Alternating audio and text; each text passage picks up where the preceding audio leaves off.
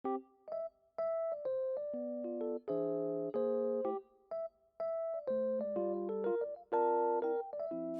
guys! Welcome to another condo serye. So finally, medyo natatapos na yung condo renovation. So meron tayo ditong sobrang laking item.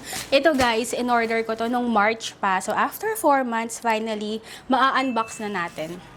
Dahil 4 months ago pa to na-order, medyo maalikabok na. And hopefully, tama yung color at saka yung item. So yun nga, na-order ko lang to sa Shopee.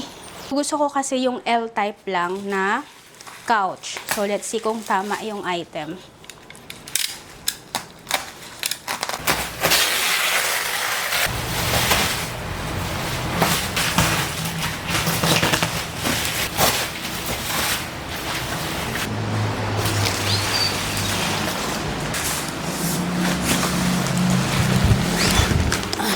Finally, malalaman na natin, guys, kung tama yung ating na-order. So, this is 10,000 pesos sa Shopee.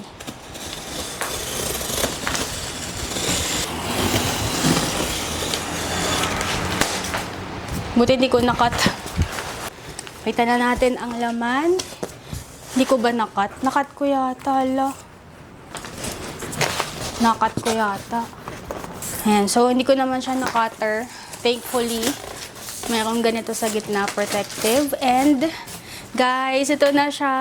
So, tama naman yung color. Meron siyang free na pillow, 1 and 2. 2 pieces. Ito siya, guys. Close up. Ang nabasa ko dun sa review dito, yung ibang bumili, natakot sila kasi sabi nila, parang wala siyang, yung foot. So, ang sabi ng mga ibang review, nasa ilalim lang daw. Check natin next kung kompleto ang mga parts. At niya, isang ganito. Dapat ata paper, gunting. Sampulan lang muna natin. Maganda sa ganitong paper, meron siyang square-square sa likod. So, mas madali mong makakat and measure. And this is sticker paper. So, halimbawa, nakaslant ganun, no? Ayan.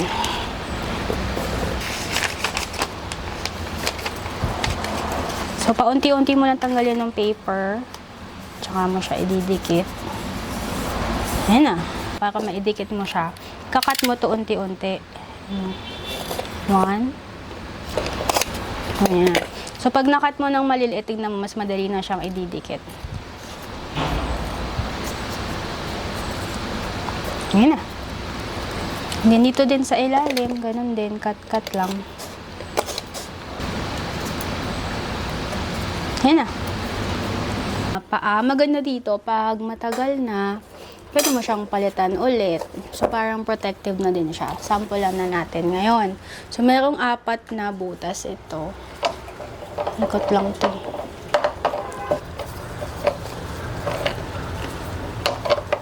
Na-setup na itong sofa. Tinakpan ko lang muna ng cloth kasi medyo prone sa dumi. So, ngayon naman, yung curtain, as you can see, wala pa. So, ginawa kasi dito, na-repaint yung grills, pinalitan yung screen niya. Okay, so, before, yung curtain ko dito, yung medyo light beige. Pero, ngayon, gagamitin ko na tong luma ko na medyo siya, yung matingkad yung pagka-beige. Kasi medyo kakulay naman siya.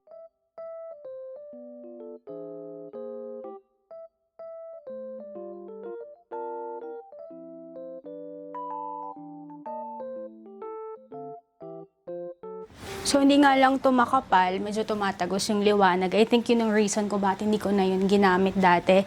And then, para naman sa mga sheer curtain, dati tig-isa lang kada isang side yung ginagamit ko. So, this time, dahil tinanggal ko na yung mga curtain sa kwarto, pwede ko na siyang doblehin. Medyo naglalasan din ako ng gastos. Naisip ko hindi naman kailangan laging bago yung bibilin pag gusto mong mag-redecorate ng bahay mo. So, 2 from dito, nilaban ko lang. Tapos, 2 naman yung galing sa room. So, parang mas maganda din kasi kapag makapal yung sheer curtain. So, try nating ilagay.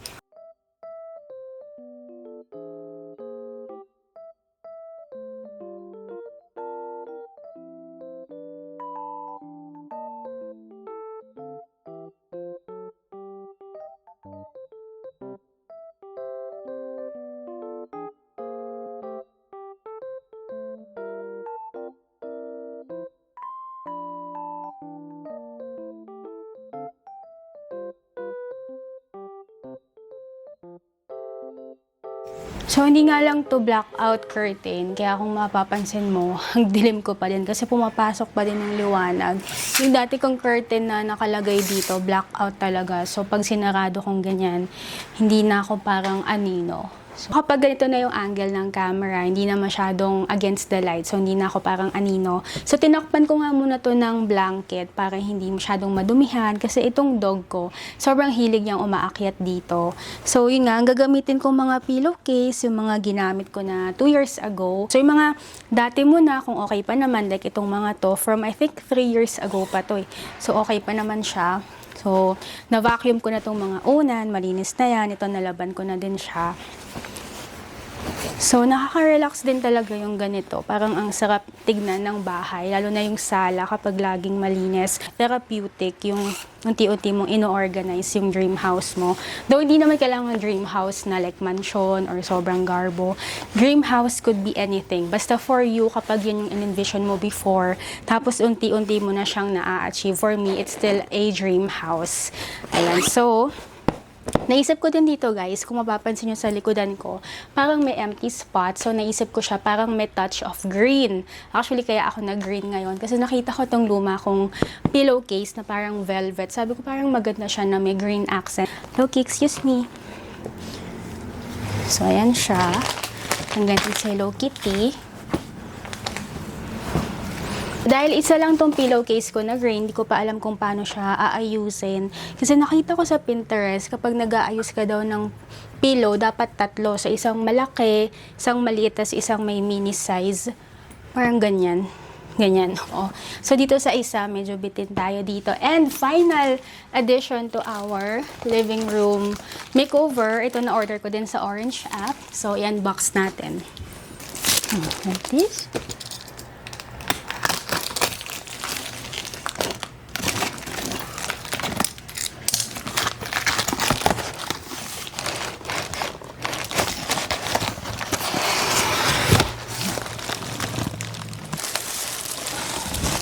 Parang may basa sa loob.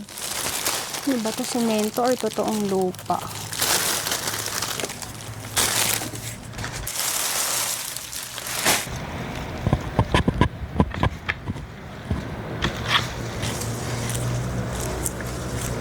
Nakita ko sa favorite kong vlogger ko, si Elle Fowler. Yan, so All That Glitters 21, OG YouTuber. So nakita ko sa bahay niya before, meron siyang olive tree sa parang piano room nung asawa niya. Sabi ko, sobrang ganda. So tumingin ako sa Orange app, sa may nakita ako, parang 1.5 to. This is only 5 feet. Pero pwede mo siyang gawa ng paraan, bili ka ng mataas na pot or ipatong mo siya, gaganda naman siya. Easy assemble, nga lang medyo madali ding matanggal. So, ipapasok mo lang ganyan. And, medyo mapaghiwalay-hiwalayin mo lang yung mga dahon niya.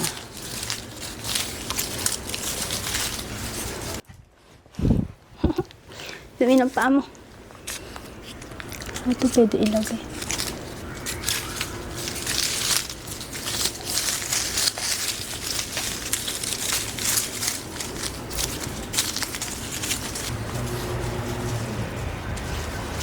Oops.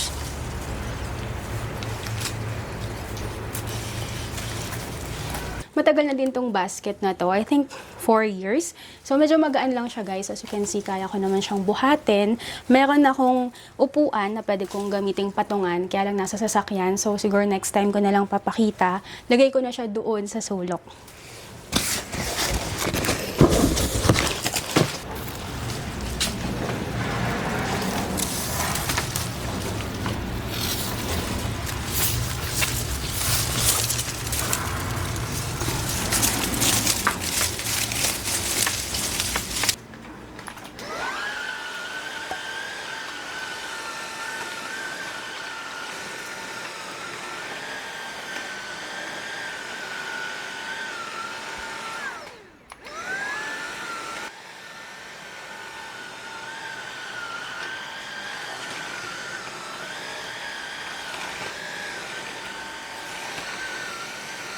Ayan, Ayan. So, this is our new living room setup. Ang medyo hindi ko lang nagustuhan dito, itong curtain na hindi blackout. So, palitan ko na lang sa next episode. And itong olive tree, papataasin natin next time. So, guys, I hope you enjoyed watching today. Shout out sa mga nakasama kong naghugas ng pinggan, naglaba, nagpatulog sa mga baby, nagwo-work or gumagawa ng mga modules. Thank you for watching today, guys. Please follow me on social media, TikTok, Instagram. Search mo lang at Christine Roses, and I will see you next time. Bye, guys!